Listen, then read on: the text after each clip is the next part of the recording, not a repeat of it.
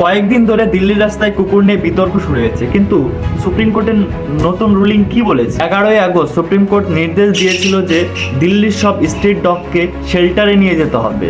এই নির্দেশনার বিরুদ্ধে এনজিও, পশুপ্রেমী ও সাধারণ মানুষের প্রতিবাদ শুরু হয়। তারা বলেছিলেন এই পদক্ষেপটি খুবই কঠোর ও অমানবিক। তারপর 22শে আগস্ট সুপ্রিম কোর্ট আগের নির্দেশনা পরিবর্তন করে নতুন নির্দেশনা জারি করেন, বলেন যে এখন কুকুরদের স্টেরিলাইজ ও ভ্যাকসিনেশন করে আগের স্থানে ফিরিয়ে দেওয়া হবে যদি তারা র্যাবিসে আক্রান্ত না হয়। নতুন নির্দেশনায় কিছু গুরুত্বপূর্ণ পয়েন্ট আছে।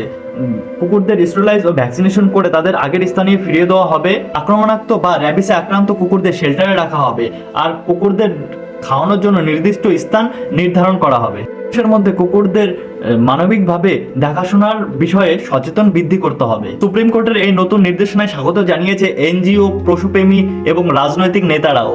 কংগ্রেস নেতা রাহুল গান্ধী বলেছেন এই রুলিংটি মানবিক এবং বৈজ্ঞানিক পদ্ধতিতে কুকুরদের দেখাশোনা করার একটি উদাহরণ। রাস্তায় কুকুর নিয়ে বিতর্ক চলেছে, কিন্তু সুপ্রিম কোর্টের নতুন নির্দেশনায় মানবিক এবং বৈজ্ঞানিক পদ্ধতিতে কুকুরদের দেখাশোনা করার একটি নতুন দৃষ্টান্ত স্থাপন করেছে। আপনি কি মনে করেন এটি সঠিক পদক্ষেপ?